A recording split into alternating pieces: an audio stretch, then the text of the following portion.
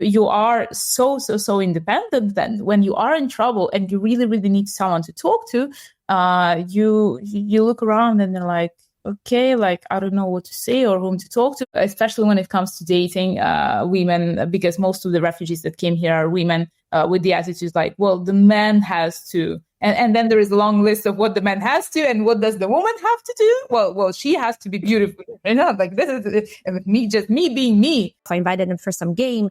And I remember how right away he was like, can I get a few beers? And he like started chugging those beers. And I was watching him and like the researcher in me was like in total glee because I was like, yes, this is exactly what I'm writing about. It's happening right before my eyes.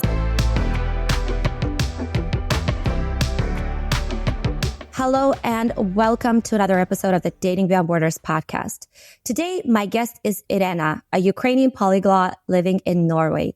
I met Irena during my trip to Oslo, and you might remember her from Instagram, where her first interview went viral due to her insightful thoughts on Norwegian culture. Today, I wanted to continue that conversation, so let's get started. Welcome, Irena. Thank you so much for having me. So, Irena, you've lived in many places around the world. Let's just list them off. So I was born in Ukraine, lived there until I was 18. Then I went to Serbia to study Serbian because why not?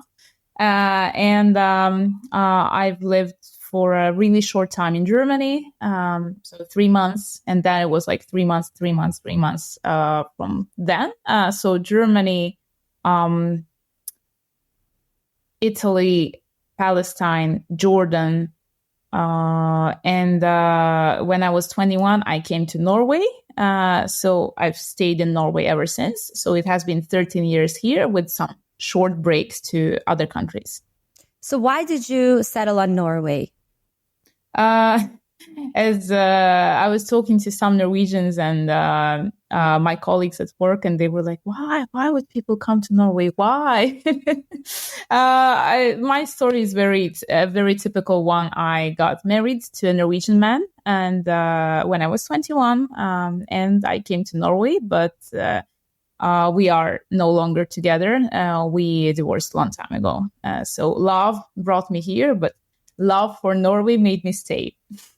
That's super interesting. I actually had no idea that you were married to a Norwegian, or at least I don't remember that during our conversation.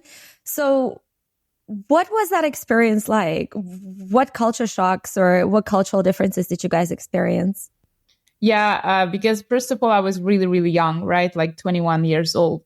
So it was both the shock of just being married and having a really serious relationship, and then the shock of meeting his family. And he came, he's still alive, from a small rural town in the northwest of Norway. And,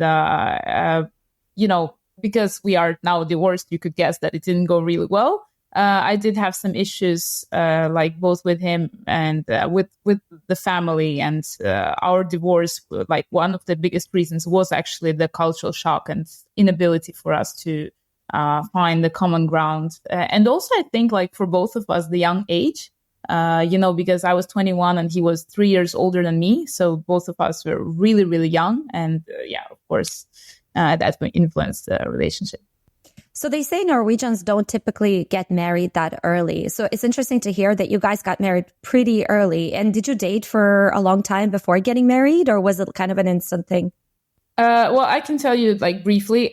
Basically, we met on a dating site, and that was when I was, I think I was 19, like almost 20, and we met there. He came to Ukraine to get to know me some short time after, and then we continued kind of dating, having this long distance relationship.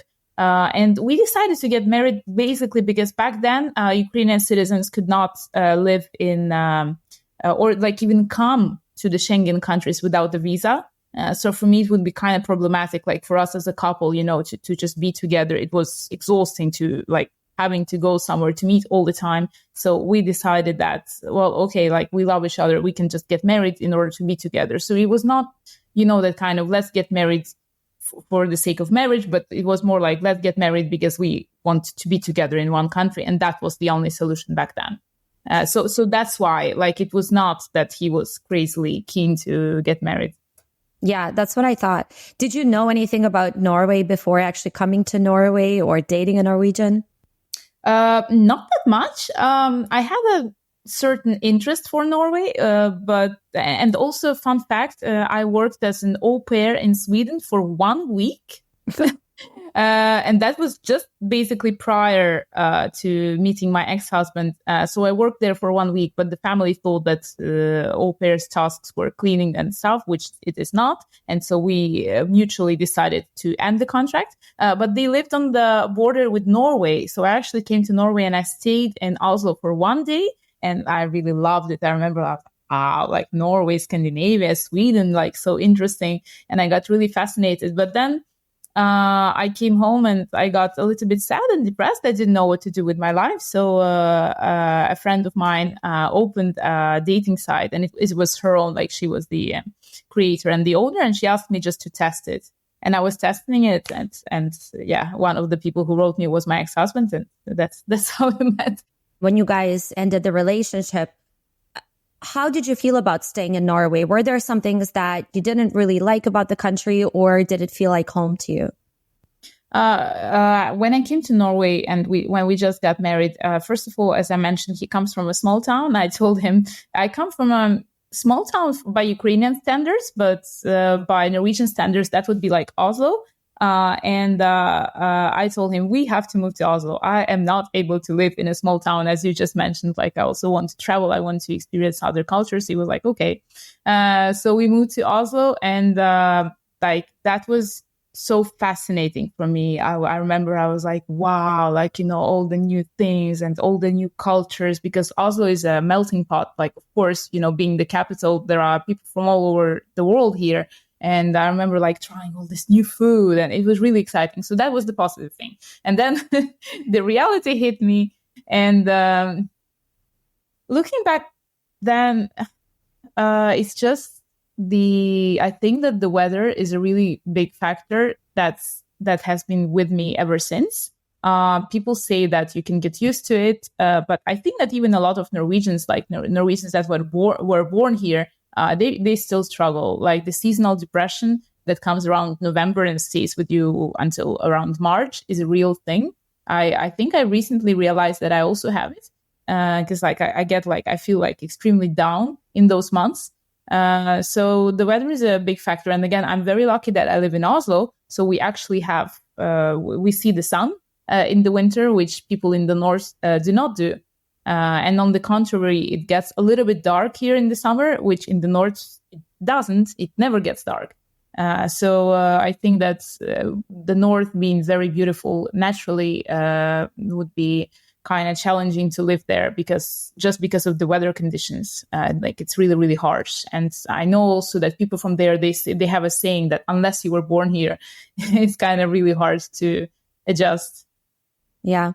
Going back to Serbia, you spent the most time in Serbia. And is there anything that you miss about maybe the Serbian mentality or about the Ukrainian mentality living here?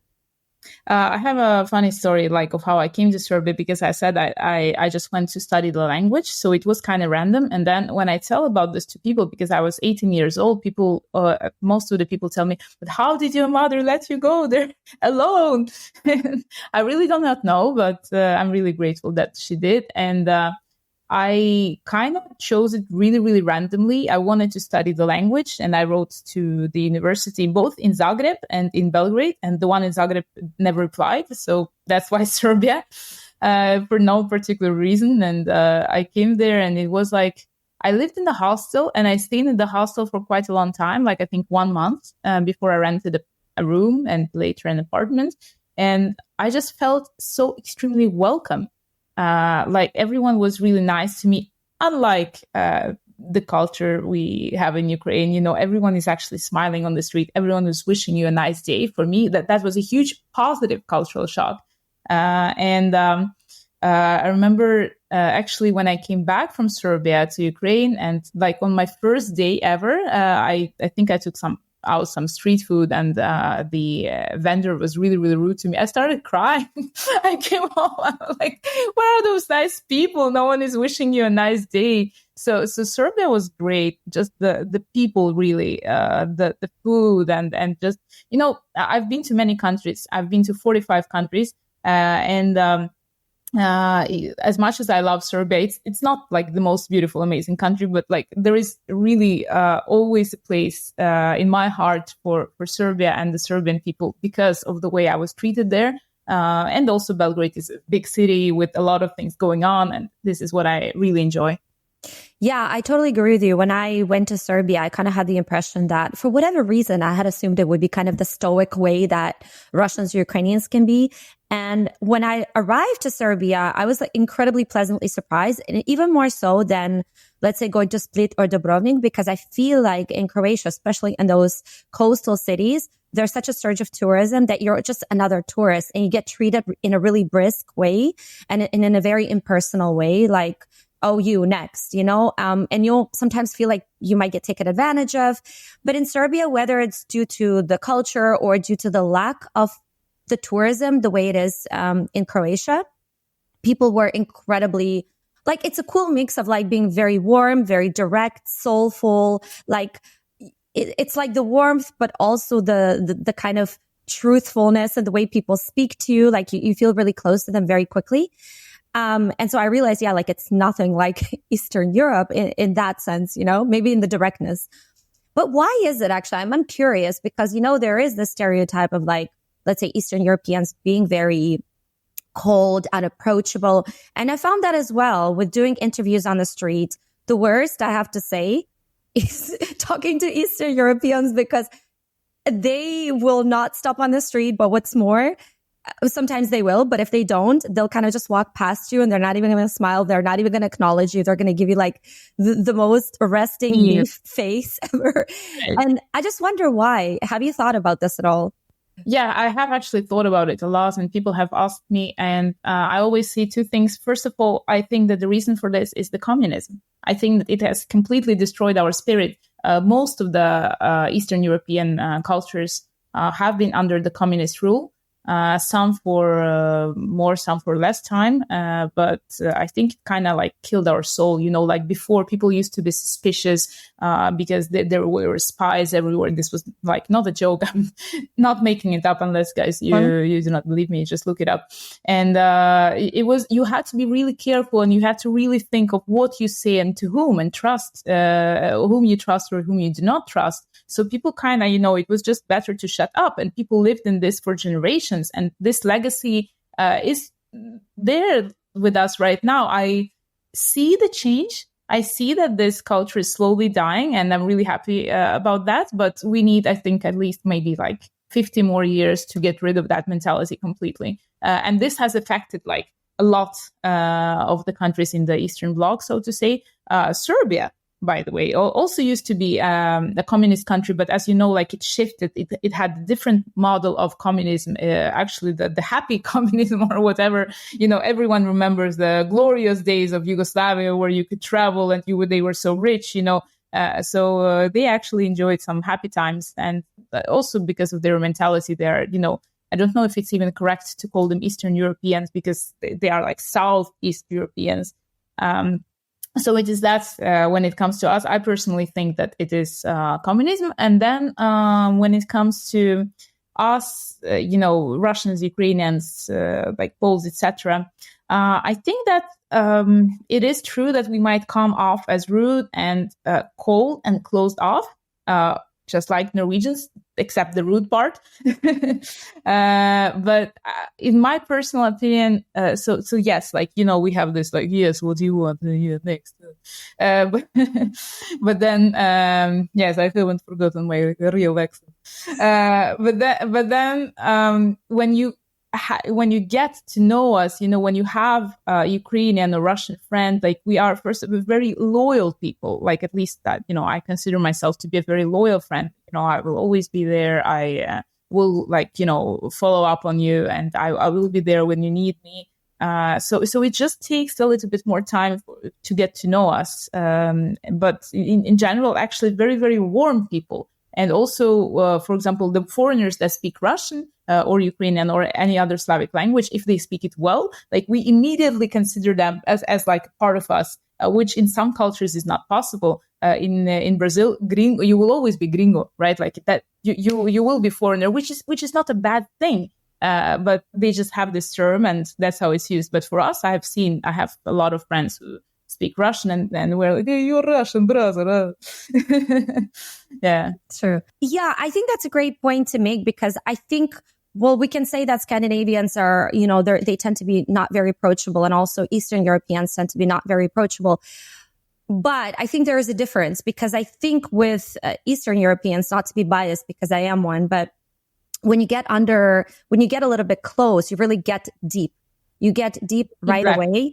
And that's the difference. Like, I know right away if I'm going to meet someone Russian, Ukrainian, like chances are we're going to skip the fluff and we're going to go straight for the conversation. It's like, and I know how to navigate that. I agree with you completely. And precisely, smiling on the street, as we say, for no reason is considered to be like kind of, we could spot a foreigner from a mile, like, just like going there with the smiley face, and we're like, why you smile? Yeah. So it's something like that. But for you also, as a Canadian Russian, it must have been like, such a huge shock when you meet, like when you go back and meet the Eastern Europeans who have always lived in Eastern Europe, right? Like, as you say, like you know that it works like that, but then you're still like, geez, people, smile a little bit, like, right? Yeah. Yeah. For me, I'm a bit of a hybrid, and you probably feel the same. Like, I'm sure living abroad has changed you a lot, right? So when you go back and you see that mentality, you can't really relate. Like, you understand it, but you can't fully relate. You're thinking, why do you have to be like this? So as much as I don't like the fakeness and the over smiling, because I don't find it to be genuine, I also don't like the stoic, like unfriendly demeanor that Eastern Europeans are oftentimes associated with. I completely agree with you.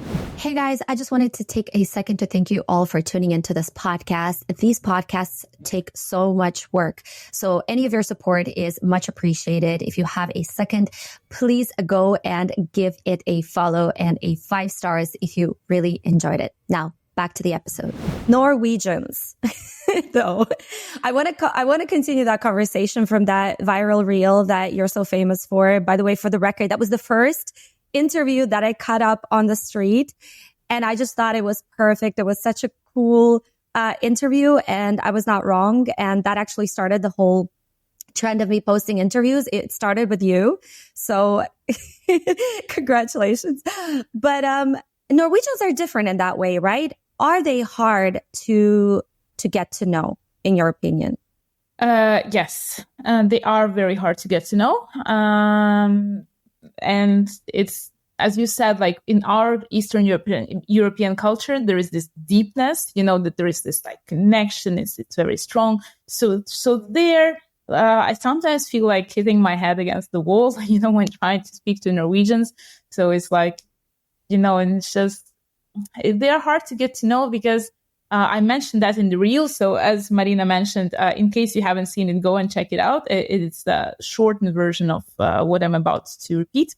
They avoid deep conversations. And many people in the comment section in the reel misunderstood me completely. And they said that, oh, well, why would I share my private, intimate stuff with you on the street? And okay, huge disclaimer, let me explain what I mean by deep conversations. I am not interested in knowing your childhood trauma, about your kids, about your marital status, etc., etc., etc. And I'm not actually willing to share that with you either.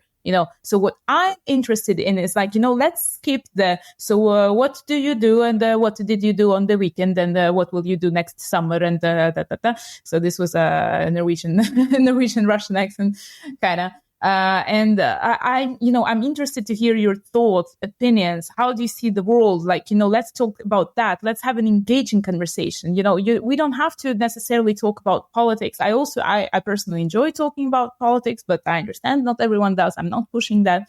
But let's have it like kind of flowing and going. But Norwegians, because they're being so non-confrontational and not non-controversial, they out of politeness, again, this is important to emphasize, out of politeness, they avoid any topics that could hurt or potentially upset or offend the other person. So, we completely cut off the topics, for example, about the politics. And for me, it's like that's the whole juice. Like, let's talk about something interesting. And because of that, when people start, this is called the small talk. It's quite normal in Norway. But, when we start engaging in that, and then like I see that it's going on, I can play this game. This is the key. Like, I can play this game because I know how to do it. I have lived here for 13 years. I have learned. It's not difficult. And I have to do this for social purposes. When I'm in a new workplace, I cannot be like, oh man. Yeah, I mean, even though, of course, I think that in my head, I understand that, okay, I'm here in this setting. I have to do this now. Like, let's do it. But if I'm in a situation, in a social situation on the street or like anywhere in a party where I actually do not have to socialize with these people if I don't want to, and people continue with the questions like, oh, well, how was your weekend? And what did you do? And how long have you been living in Norway? And if it doesn't go further, I just lose my interest. Like, you can see it on my face. I'm not a person who is very good at lying. I don't know, unfortunately. Like, you just see that my face expression changes, and I try to find an excuse and just like politely leave the conversation because it just doesn't work for me. Again, it's not my culture, Eastern European culture. It's a lot about oversharing, I admit. Okay, yes, people sometimes we can expand on that later. People put their nose in someone else's business. I do not enjoy that particularly. I think that certain questions and topics are not to be asked from strangers. But again, like, I don't want to hear that. Like, I want to engage deeper in a conversation. And here in Norway, I lack that. I'm really, really hungry for interesting conversations with interesting people. Yeah, I thank you for explaining that, because I think the issue with Reels is that people can really take it out of context. And I saw some of the comments and they were like, well, maybe they don't want to tell you their whole life story. And I knew that that's not what you meant. So for anyone that has watched the Reel, I think it's really important that you hear this side, because it makes a lot of sense to me, because I can totally relate. And this is where the biggest difference lies, where with us Eastern Europeans, it's really important to have this real conversation. Like, let's talk about the real thing, and really get to know each other, not just the positives or what did you do on the weekend? Did you go skiing? But really, like, what's troubling you? What do you want, or what do you like? Or let's talk about something that's happening in the world, and I have an example. This is like a crazy thing. I was in Mexico and it was the 1st of January. So like, most people are hangover. They're like, chilling. What did I do? That was last year, 2023. I decided to go on a hike, because why not? To a cave. I was in a city called Monterrey. And the cave was really far away from where I was, from the city center. It was kind of like in a small municipality outside of Monterrey. But I'm like, unstoppable. I want to see the cave.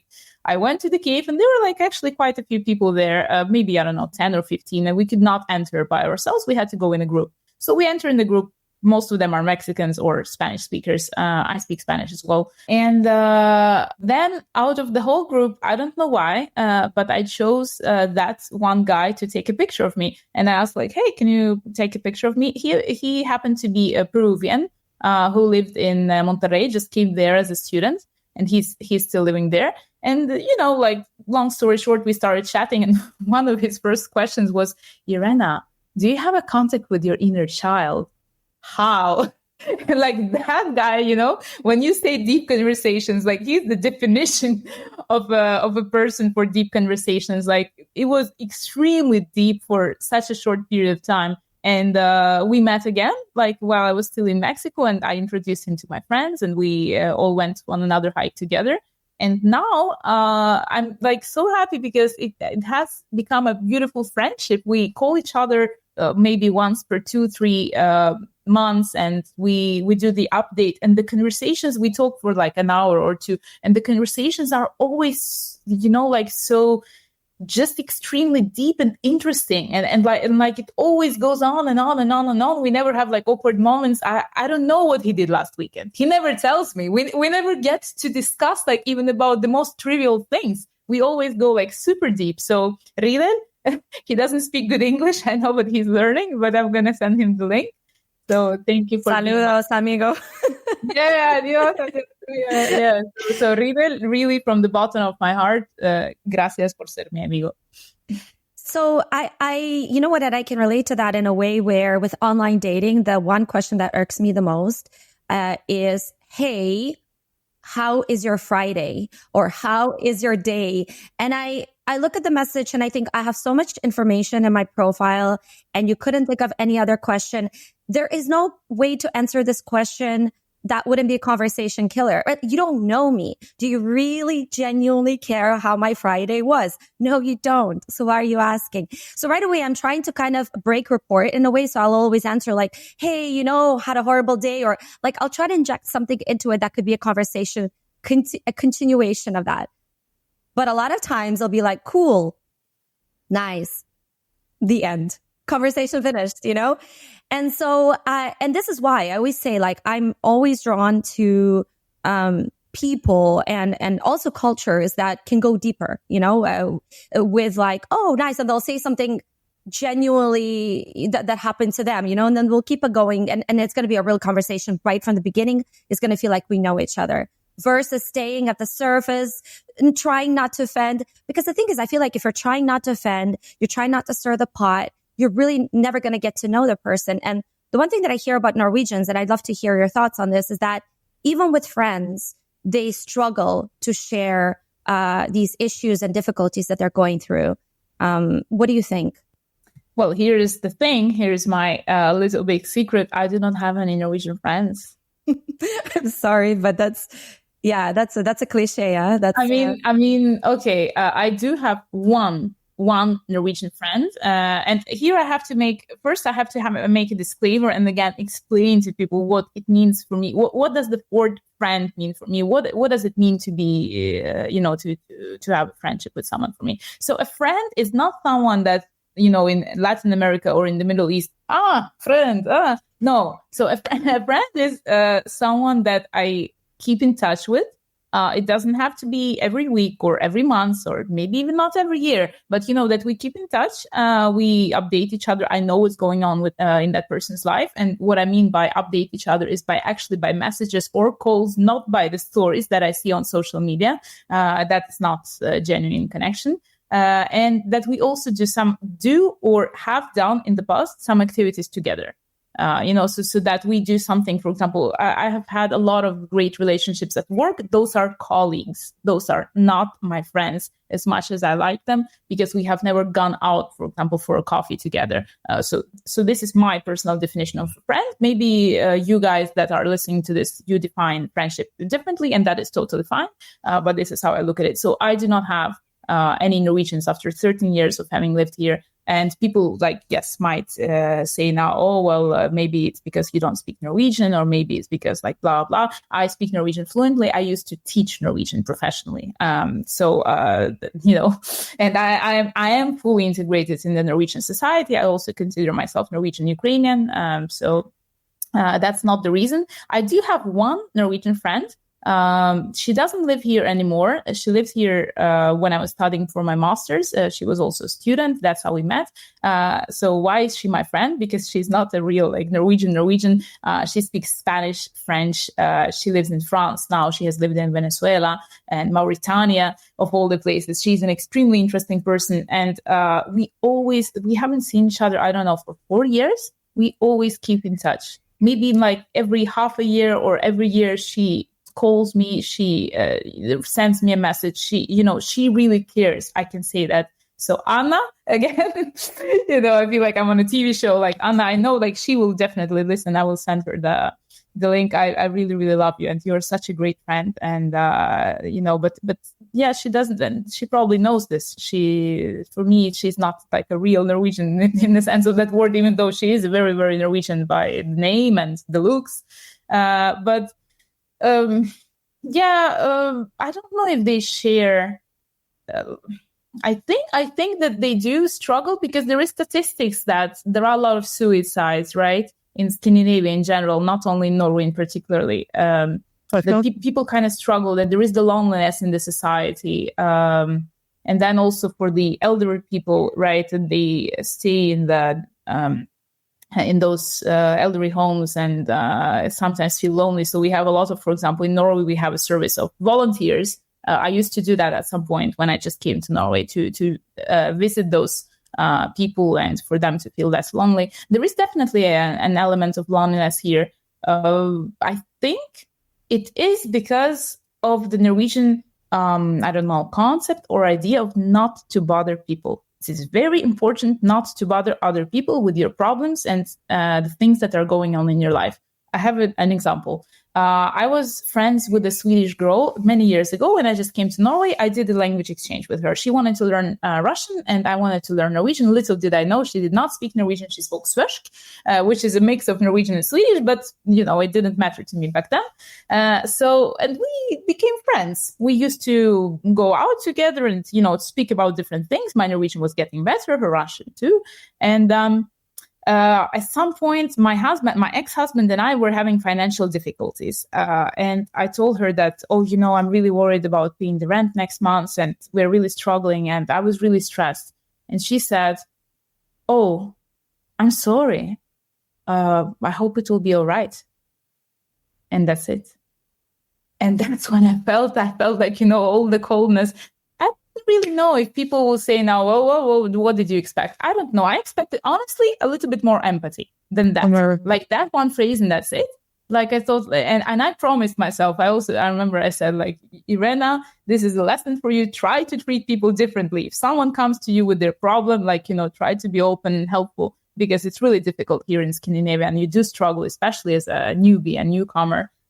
So that was a perfect example of the Scandinavian, kind of like distance in the friendship. So I think that she showed me her limit. Like, no, like you do not come here and tell me about your problems with your rent and your husband. I don't want to know. Yeah. Thank you for that. I think it's so interesting. And for sure, it's, I would say if we're talking about loneliness, I think Sweden ranks first probably, but I think Norway and Sweden are very similar in that way. And we're going to get comments like, "Oh, you guys are just talking about Oslo, Bergen, or, other parts of, of Norway. The north of Norway is different. People are a lot more warm and friendly." Do you have anything to say to those people? Yes, of course. Because I speak the Sami language, I speak the Northern Sami language. So I have been to the north of Norway many times. I love Northern Norwegians. And it is true that they are different. This is the thing. They're still Norwegians. Like, yes, they are warmer, but warmer in a Norwegian way, not like, in our way warmer. I have no explanation. I think it is complex. It's a conjunction of reasons of why they're warmer. But also, by the way, my friend Anna, I mentioned, she's not from Oslo. She's from Bergen. So the North Norwegians are great. I love Northern Norway. Hugs and kisses to all my acquaintances from the north of Norway. I have a lot awesome people, but it's still it's all on a spectrum, isn't it? If you compare them to the Oslo locals, then of course they're warmer. But if you compare them to other countries, then of course that's incomparable. I'd love to get your thoughts on the why. And for me, it makes sense that, of course, the fact that the state kind of takes care of everyone, no one has to rely on anyone else, and kids are raised to be self-sufficient. So like little Jan, if I don't know if Jan is a Norwegian name, little Jan, like, let's go hiking, and if the kid is complaining like, mommy, I'm tired, like, okay, well, keep going. Like, train yourself to be stronger, train yourself, like, be self-sufficient. And I think that's kind of instilled in kids from childhood, that you should not rely on anyone else, right?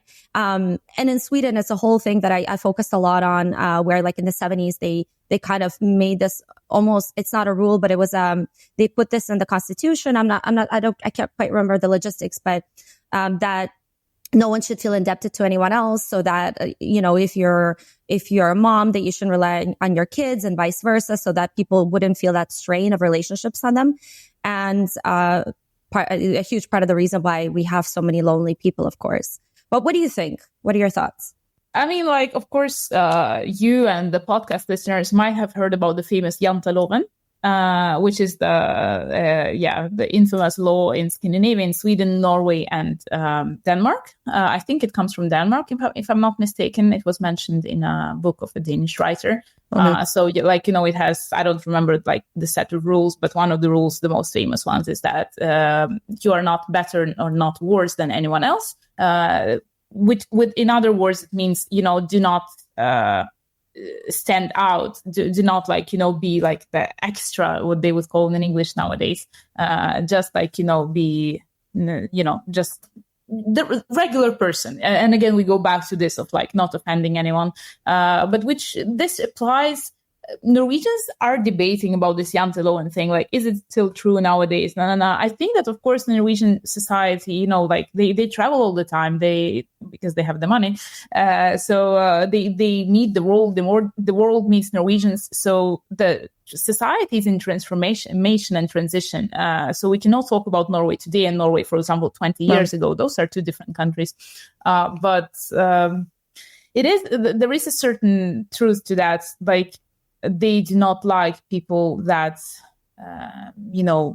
have really, really strong opinions, that people that stand out, people that, yes, overshare, because oversharing is the lack of respect, because I might bother you with whatever is going on in my life. Like, I share about my life, and maybe for some reason it will upset you because you're also going through something. And I think that a certain distance, so again, going back to this Eastern European Norwegian, a certain distance is healthy, right? I think that we Eastern Europeans have a lot of things to learn from Norwegians, but in my personal opinion, they have taken it to an extreme level. Like, as you said, like be self-sufficient, be independent. You are so independent that when you are in trouble and you really, really need someone to talk to, you look around and they're like, okay, like, I don't know what to say or whom to talk to. And now again, people in the comments will say that, but well, I'm Norwegian, or I have Norwegian friends, and I have had a lot of amazing and great conversations, and this is not like that. And once you get to meet a Norwegian, then it is completely different, perhaps. So here's the thing. I'm talking of my personal experience. This is my perception of the world. This is not a claim on the general Norwegian culture. But I also know that many people will agree with me.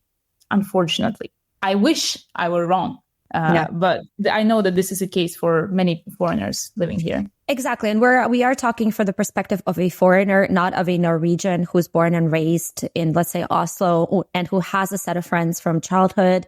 That's quite different. And I believe that it can be quite different even for Norwegians that have left and have since returned. So that reverse culture shock and the inability to kind of get back into the circle of friends, because those friends have maybe lost touch with this person. I've definitely talked to Swedish people and a Norwegian girl, Julie. I think, I don't know if you remember her, but yes, she was absolutely cool. Also very international. She's lived in the US, and she's also told me that she felt the same, that like she's come back to Norway and it was really hard to re-enter society. She didn't feel like she was a part of it anymore. So it's not just for foreigners, it's for people born and raised in Scandinavia that struggle with the same thing. But on the flip side, you mentioned also like Ukrainians and Russians, we tend to poke our noses a lot into people's business. So what's the flip side of that? Yes, that's, of course, now with the situation in my country, with the war, we received a huge amount of, Norway is one of the countries that received a lot of Ukrainian refugees. And of course, like, we are very grateful as a community, but I had to, because of my work and because of me volunteering, I met a lot of Ukrainians. And that was like, kind of like, whoa, what is going on with you people? Because some of the things that they told me and some of the attitudes was like, just, it's too much, as you said. Like, I can no longer relate to that. I cannot go back in time. It's just so different. What I mean is, well, again, my opinion, but I will say the truth. The homophobic attitudes, like, it is really, really horrible. And I just like cut people off, like, immediately when I hear that, because here in Norway, there is a space for everyone. Now is the Pride Month. And I'm really happy to live in a country like that where everyone is welcome. So homophobic attitudes in Norway are not welcome, and I support that. While the Ukrainian society, unfortunately, we still are behind, and we have a lot to learn from countries, for example, like Norway. Then, comments that, especially when it comes to dating women, because most of the refugees that came here are women, with the attitudes like, well, the man has to. And then there is a long list of what the man has to, and what does the woman have to do? Well, she has to be beautiful, like this is me being me, like, amazing. And of course, I also believe more in the Scandinavian model because imagine, like, I came here when I was 21, like I almost like grew up here, like my whole adult conscious life was here. So the man has to. I cannot relate to this, and I'm totally opposed to that. So I actually had like, when the Ukrainian women start talking about that again, like you see the same face as when Norwegians start with their small talk. Like I disconnect from the conversation. I can no longer relate. Yeah. So in Russia, without getting too much into the politics, being gay is now considered extremists, which is. We all know LGBTQ is an incredibly extremist organization, very, very dangerous. Yes. That's a joke. But you definitely can now go to jail for that, and you will go to jail for that. And it's absolutely crazy.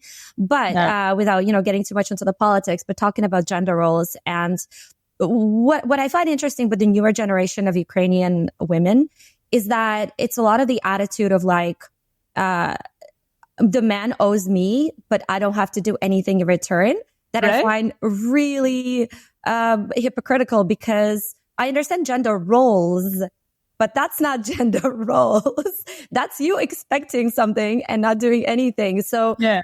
And I've had those conversations, and I've had to dissociate from a few people that I know personally, because I just cannot relate to those values either.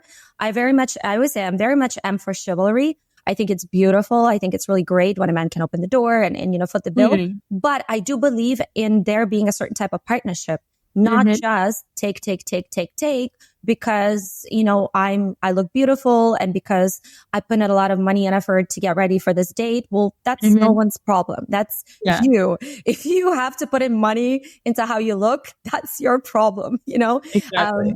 So this kind of attitude, I find it really, really interesting. And I have friends that like, they will go out for dinner and they will eat for free. And that's it. So like that's very much present. I don't want to say not everyone's like that, just for the record. Like we do have women that are more independent, more educated, or less like us, but we're a little bit of a hybrid, I find as well, but still we definitely do. But there is that kind of trying to get ahead and take an advantage mentality as well, that I find is very, very present with a lot of people and with a lot of women. And that irks me as well. I think there's something nice about the Scandinavian casualness in terms of like not overdressing for a date, not doing some really expensive restaurant style date, because I think it should be about getting to know each other. I think that priority is really nice.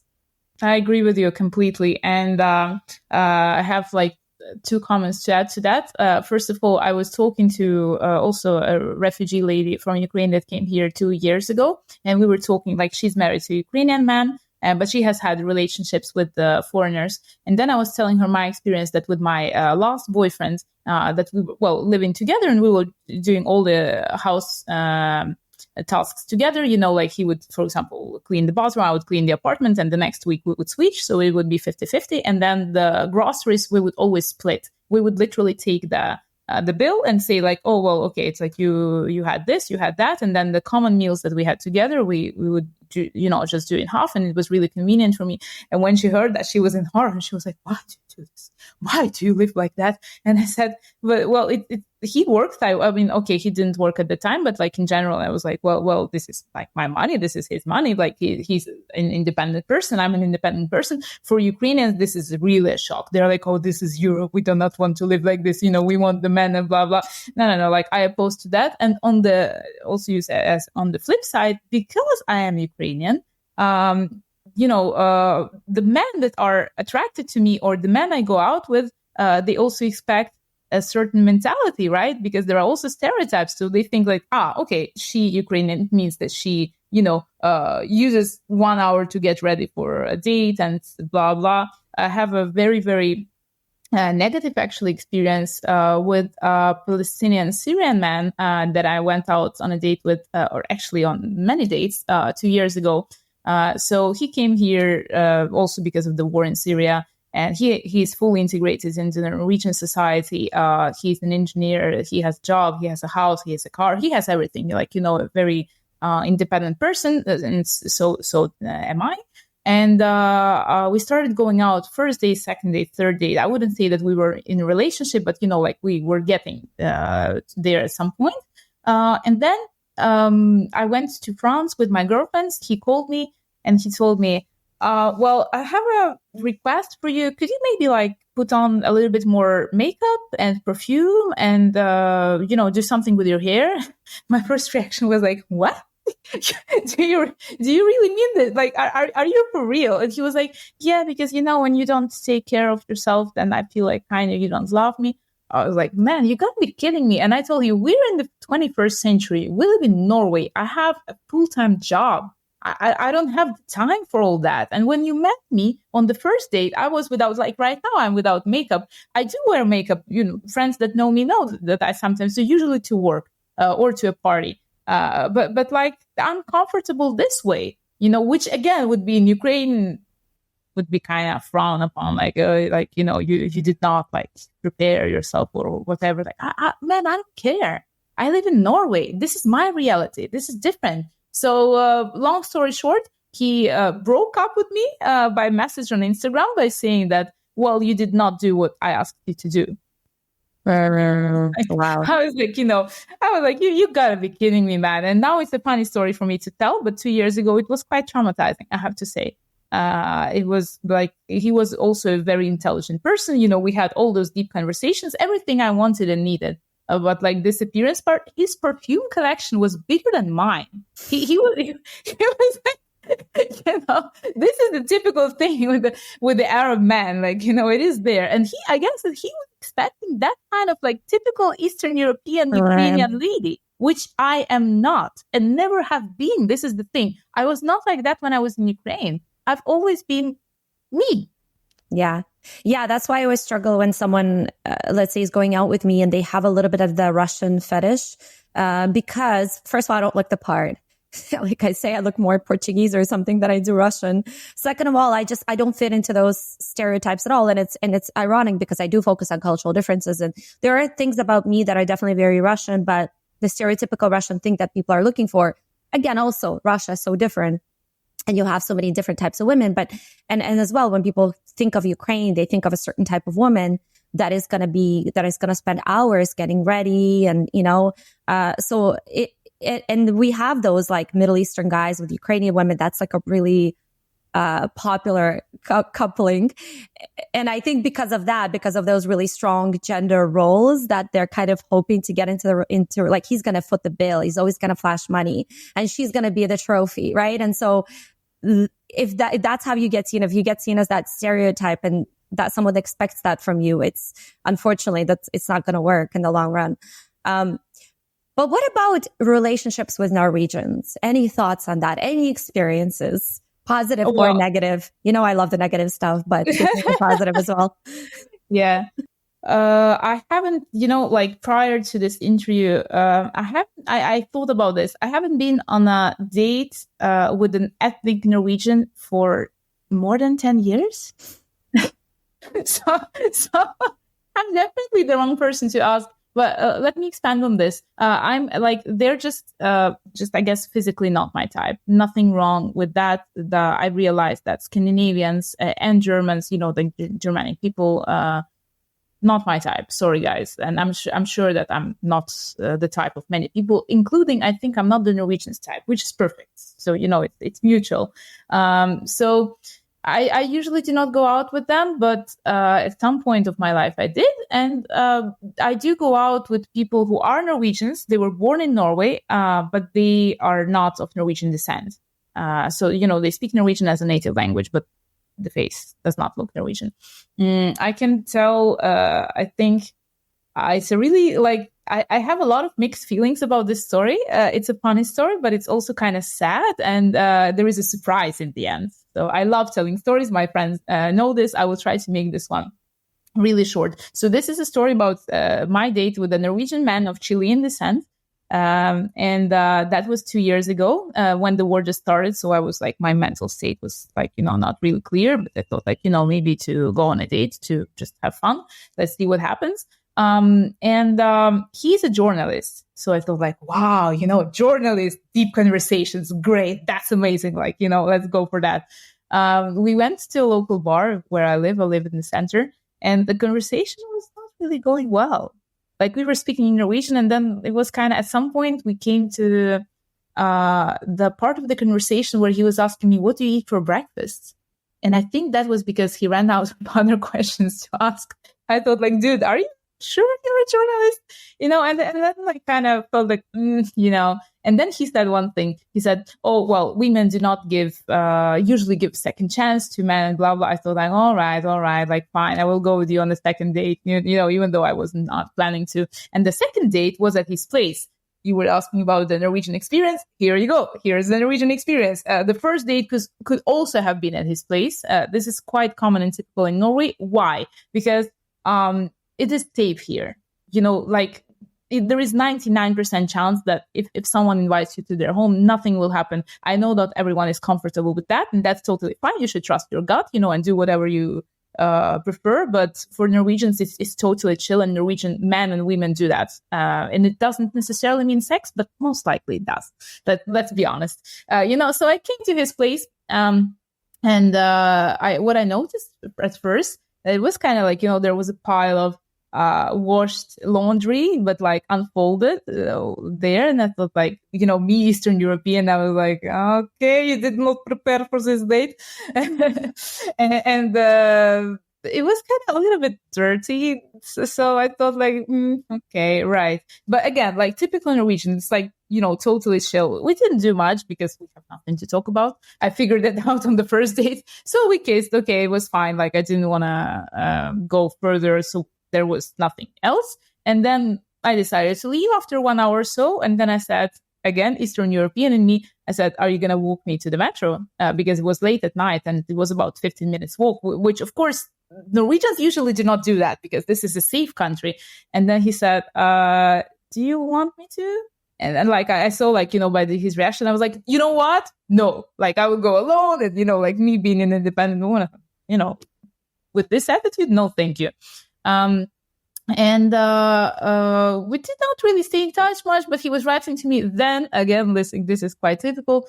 As I mentioned before, I live in the center. There are a lot of pubs and bars around. And then at some point at 3 a.m., I receive a message from him like, hey, I'm with friends around. Like, can I come by? I was like, excuse me. And then he was like, yeah, like, I'm here. And I saw that he was clearly, his spelling was off. Like he was, drunk. He was like shit-faced, as my friends say. And I said like, well, listen, I don't actually know you that well. I don't want you at my place. I'm sleeping. It's 3 a.m. Like, leave me alone. So I ended that dialogue. I went back to sleep. In the morning, he, of course, apologized. And he said like, oh, like, I'm so sorry. And well, stupid me. I said, well, it's fine. No worries. But, I guess it's not really a match. And then he said, oh, please give me one more chance. Like, I want to get to know you. Let's meet again. I was like, okay, fine. And I said, all right, so where do you want to meet? And guess what he said? At my home. At your place? And I was like, no, wrong, man, no. Like, he blew all his chances. So I was trying to, help him kind of. But it did not work. I was like, no, dude, sorry. But you didn't. And I told him, I'm Eastern European. Like, have you ever dated an Eastern European girl? Like, this is not how we work. I had a thing with a Swedish guy. And I remember, we spent some time together. It was a little bit intimate. And he didn't message me. And this was when I was writing the book, by the way. So it was perfect timing. I was like, I might be able to get this into the book. Good research purpose, he messages, like, doesn't message me for a couple of days. And then 2 days later, he's like, hey, cutie. And that was it. That was the message. After this, it didn't go anywhere. He kept on texting me every single night. Hey, cutie, what are you up to? What are you up to? And I was like, obviously he's looking for a booty call and I'm not going to respond. So I never did. And so like 3 nights of this later, that was it. And a month later, he reaches out And he's like, I can't believe you never answered me. And I was like, I mean, what did you expect? He's like, yeah, I didn't think you were interested because like in Sweden, women typically initiate this kind of stuff. And that was hilarious because it's exactly what I was writing about. And I was just like, this guy is still an idiot, but this is a great kind of, little point that is going to go into the book. And obviously that's what the book was about. Sex before coffee, obviously.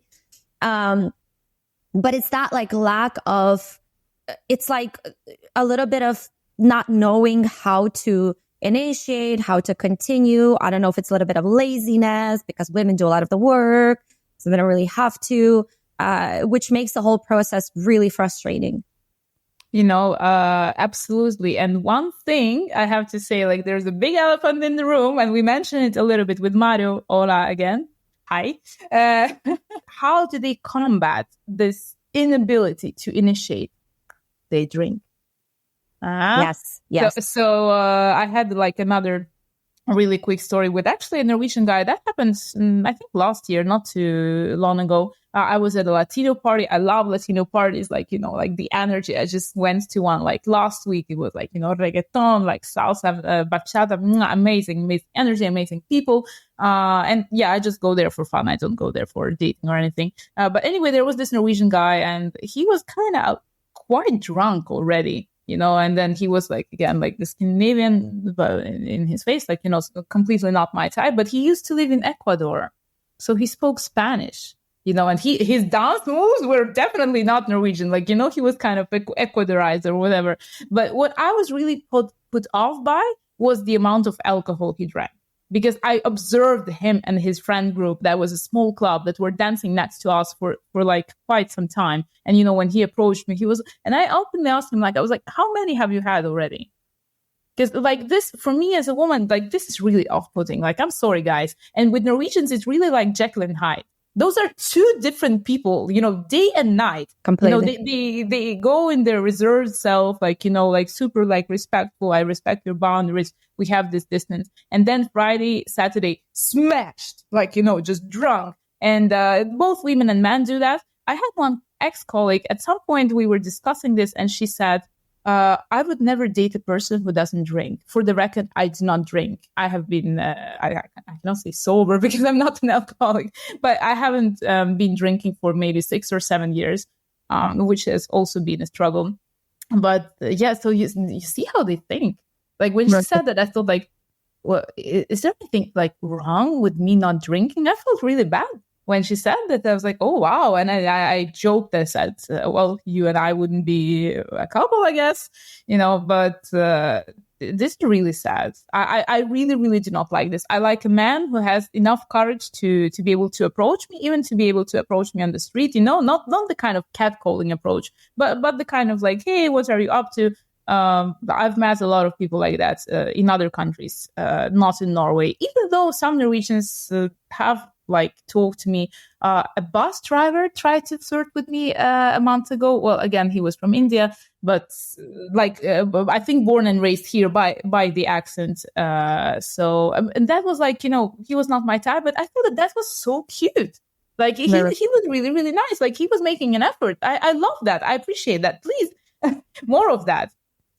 Yeah, I think it's interesting, isn't it? I think the reason people drink in many different countries is very, very interesting for me. And I always talk about that because in Scandinavia, it's not about enjoying it. It's about getting the effect that you want to get, which is let me forget about who I am Monday to Friday and let me just become the fun, exciting, carefree, flirtatious person that I want to be. And I want to be in that inebriated state because I want to be a completely different person, right? So that's very interesting. And speaking of the Swedish guy's story, actually, the evening started off. I invited him for some game. And I remember how right away he was like, can I get a few beers? And he like started chugging those beers. And I was watching him and like the researcher in me was like in total glee because I was like, yes, this is exactly what I'm writing about. It's happening right before my eyes. Like, right away, there was like a switch in personality. But before that, he didn't even acknowledge me. I had no idea if he was interested. But like, as soon as the drinking came in, like then, he was like, oh, when I met you, right away, I was so interested. I was like, well, you didn't look it. So that's very interesting how how drinking is such a huge part of the culture and why it's such a huge part of the culture, and how there is a discomfort with being yourself when you're not in that drunk state. So, Irena, last question for you, since I would love to keep talking to you for hours, but there's a time limit on this. How do you feel Norway has changed you? I always finish with this question because it's interesting to see the difference.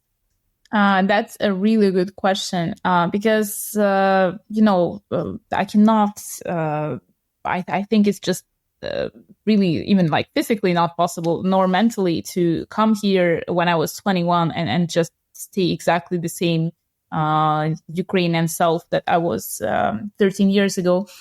So I have always considered myself an extrovert. I like learning different languages. I'm a polyglot. I love traveling, meeting new people. But then 2 months ago, I visited a friend in Poland. She's Polish Belarusian and her husband is Turkish. And then I thought, looking at them, I thought I thought that I was an extrovert. They are really extroverted people. They're like loud and smiley and very, very chatty.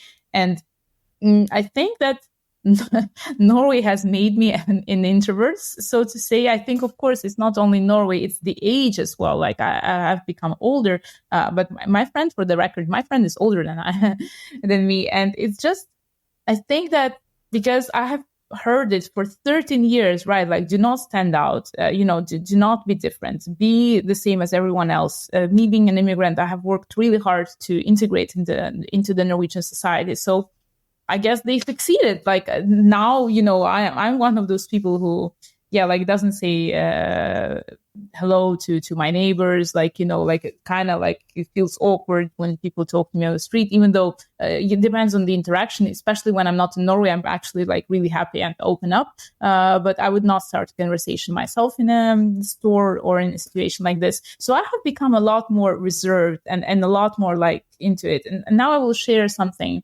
intimate. I came to this thought like recently.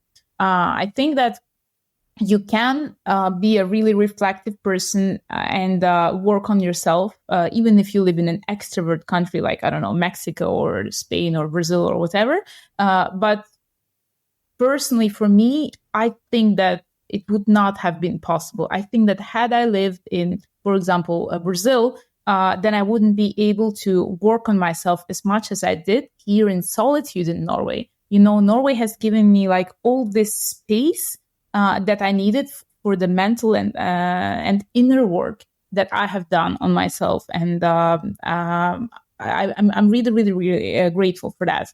I have become like a lot more, like balanced, calmer, respectful, a better listener, and so many other things that I learned from the Norwegian society, which I can identify with. But I guess that's it. But I still me being me, I love chatting. I love meeting new people, as you mentioned many times during this interview, going deeper into the conversation. And unfortunately, I lack that here. At least in the Norwegian society. So I go and look for it elsewhere, either with foreigners or just abroad. When you travel abroad, do you get moments where you think, I don't want to go back. I don't want to go back to Norway? Honestly, all the time. Yeah. Yeah, I have been thinking about this a lot because also from the other real, it's not because of the real people. Honestly, I don't care. Even if you write all the negative comments, you trolls, haters gonna hate. But people were commenting, oh, well, if you don't like Norway so much, why are you still there? It's not that I don't like it, man. I have my own opinion, but it's true that I feel, despite being so grateful to Norway for all these wonderful things and the social, economic stability, etc. Everyone knows about this, so I'm not going to repeat. I feel like this is not my place. This is not my country. Sometimes I really, really struggle with so many things that first of all, we don't have the time for, and the second of all, I am not comfortable with sharing everything.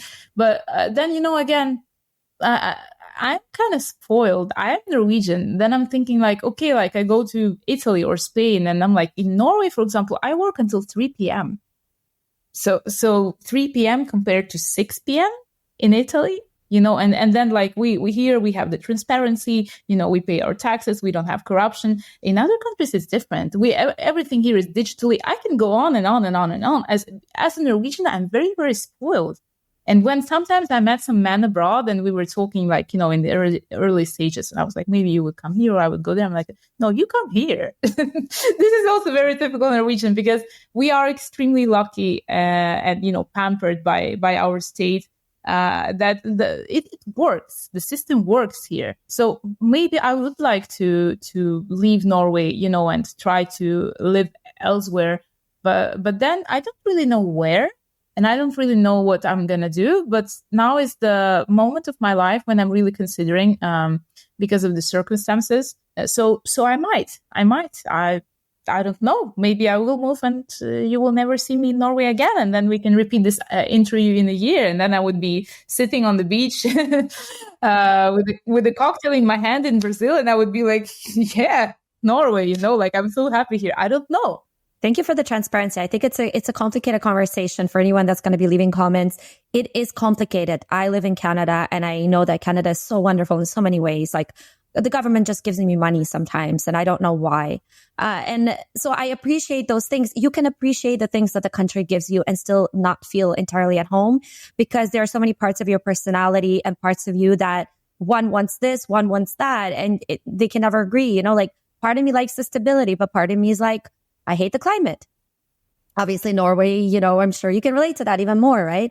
And part of me is bored and, wants to live somewhere else. And it's really hard, especially nowadays in our age and time, especially when so many of us are digital nomads and we have the flexibility and we can move abroad and we think we might be happier somewhere. And we see TikTok with people going to Spain and like sitting on the beach. And we think maybe they are happier, but you raised some really great points that people in those countries, at least if you're working on location, you're going to have a very different environment. People tend to idealize Italy, but Italy is one of the worst countries for expats. And there's a reason why, because working hours are terrible. Payment is horrible. You get treated with not so much respect by your bosses. It's hard to take time off. All of those things that you have no problem with in countries like Norway or Sweden, right?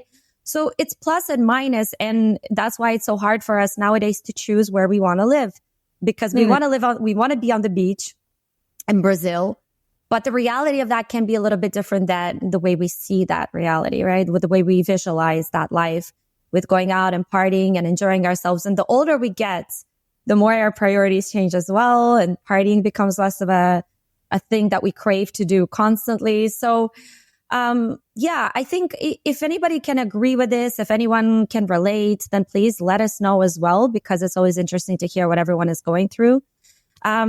And I guess, Irena, you do miss certain things about Norway and you're kind of constantly going back and forth on this subject, right? Yes, of course. I think that we Norwegians as a nation, we are 6 million and we're all different.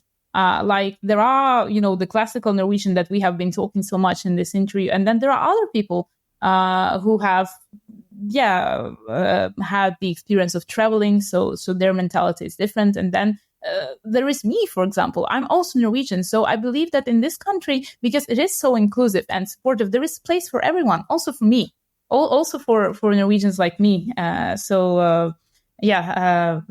like disclaiming, like being sorry for offending anyone because I got a lot of negative comments on my reel. But I think that diversity is great and everyone has a different opinion. This is just my story.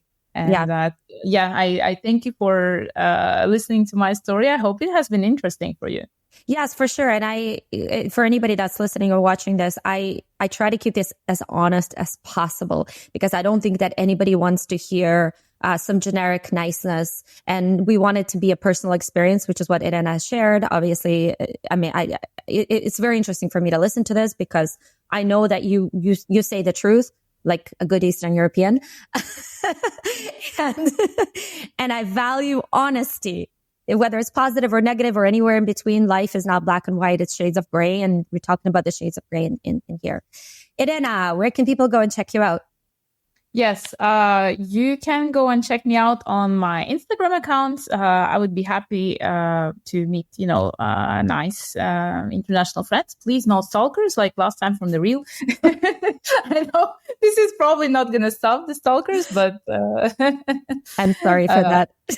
Yeah, it's okay. I recently started a podcast with my friends. It's the girl that I mentioned earlier, the Belarusian Polish. Her name is Asa, and my two other Greek friends. We're all expats. None of us is living in our country of origin, and we talk about languages mainly, but also expat lives. And we plan on an episode on international dating. So I would also I'm eager to hear the stories of my fellow podcasters. So if you would like to support us, because we have just recently started, I would love for you to go and check us out. We are also on Instagram as well as Spotify and Apple Podcasts. It's Breakfast Together Podcast. Yes. And I'm going to link to all of this below. So guys, if you want to check out Irena's podcast, and if you're an expat and you want to hear some stories and, learn about cultural differences, culture shocks, all that kind of stuff, I'm going to link to all of that wherever you're watching or listening to it. So Irena, thank you so much once again.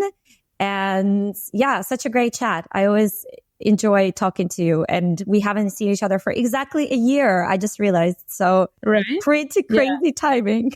Yeah. Thank you so much for having me. I really enjoyed this conversation. Thanks, Irena. And guys, stay tuned for next week's podcast where I feature another country. Bye, Irena. Bye-bye.